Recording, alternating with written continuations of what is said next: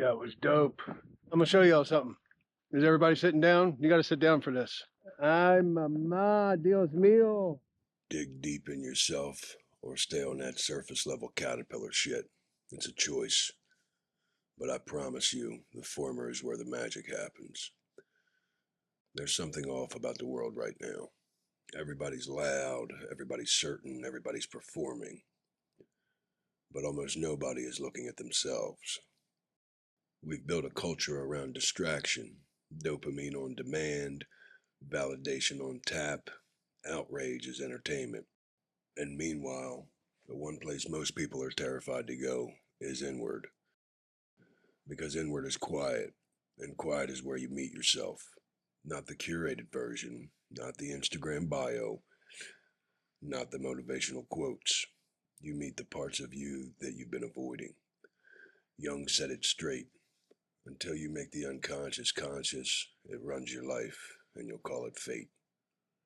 That relationship that blew up again, fate. That pattern of self sabotage, bad luck.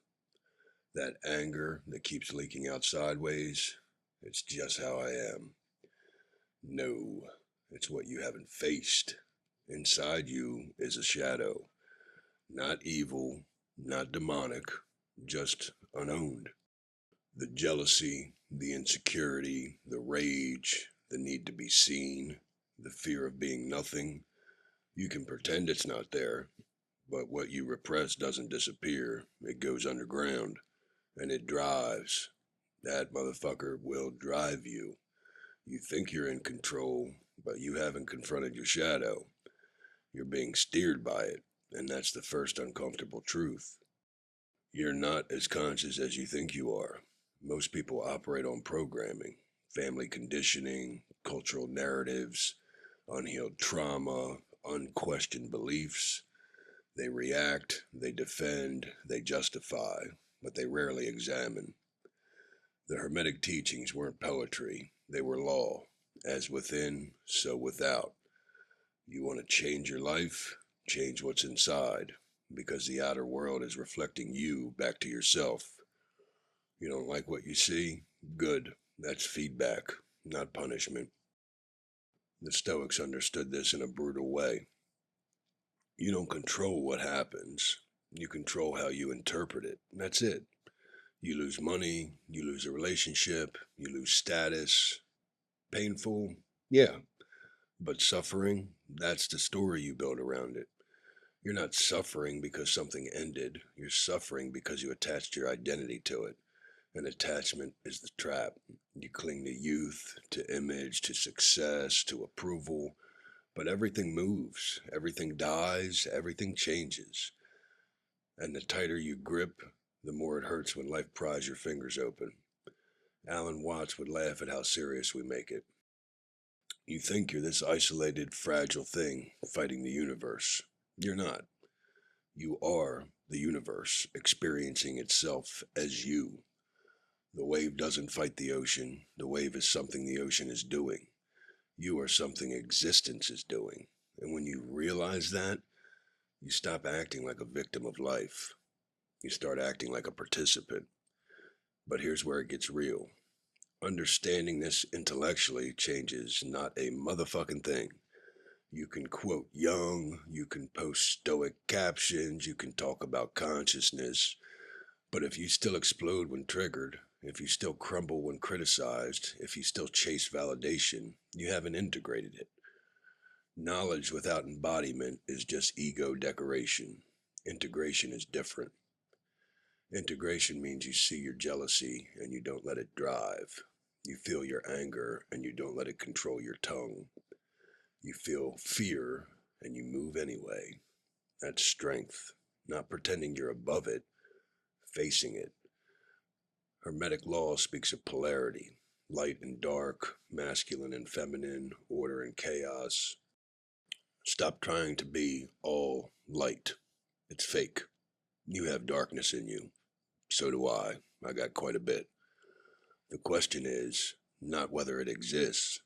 The question is whether you are conscious of it, because unconscious darkness destroys. Conscious darkness becomes power. That's alchemy.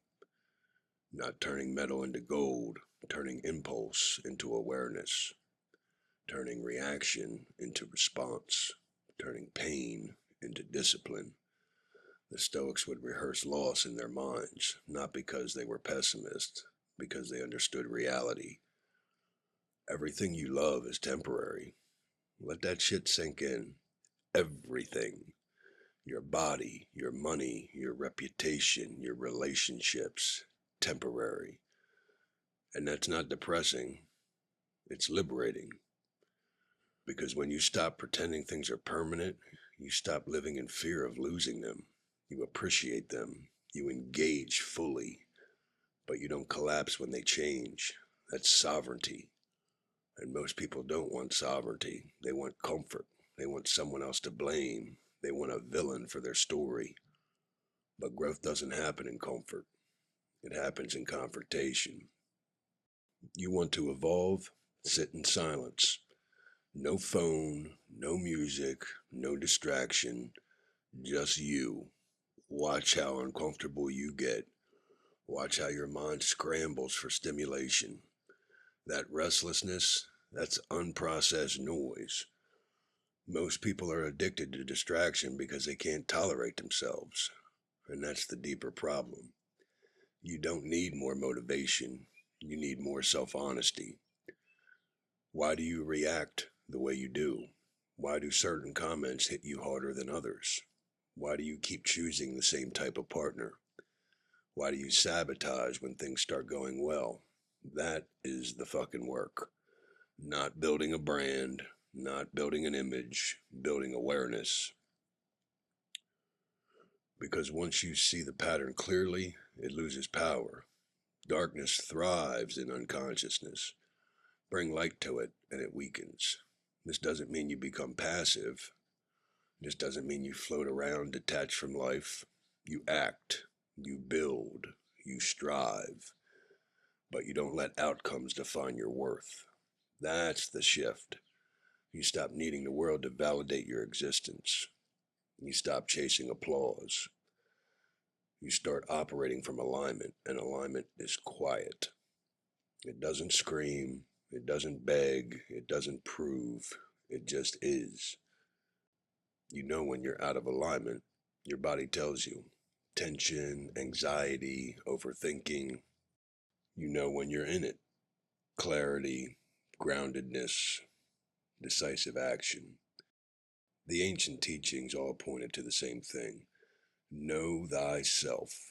Not your preferences, not your persona, your motherfucking self. The awareness behind your thoughts, the observer behind the emotion. Because here's the truth most people avoid. You are not your anger. You are not your fear. You are not your trauma. You experience those things, but you are the consciousness witnessing them. And when you anchor there, you stop being thrown around by every emotional wave. You feel it, but you're not consumed by it. Pain is inevitable. Suffering is interpretation. You can't avoid loss, but you can avoid turning loss into identity. You can't avoid criticism, but you can avoid building your self-worth around other people's opinions. You can't avoid uncertainty, but you can train yourself to stand steady in it. That's discipline, not rigid control, inner steadiness. The world doesn't need more people shouting opinions. It needs more people who have done their inner work, people who have met their shadow, people who can sit with discomfort without lashing out, people who understand they are both fragile and powerful, both light and dark, both wave and ocean. You want to be dangerous in a healthy way? Become conscious. Because a conscious person cannot be easily manipulated, cannot be easily triggered, cannot be easily controlled. They see their own darkness, so they don't project it everywhere. They take responsibility, not because it's trendy, because it's fucking freedom. Life is not happening to you, life is responding to you. Your perceptions shape your reality. Your reactions reinforce your patterns. Your discipline determines your trajectory. And the deeper you go within, the less the external world shakes you. Not because you're numb, because you're grounded. You stop chasing. You start building. You stop blaming. You start refining. You stop fearing. You start understanding. And eventually, you realize something so motherfucking simple. You were never here to become someone else. You were here to strip away what you're not, the conditioning, the ego armor, the borrowed beliefs, until what's left is solid, unshakable, aware, integrated, not perfect, but real. Dig deep or stay on the surface, but don't lie to yourself about which one you're choosing. I found a gem. Good at finding gems.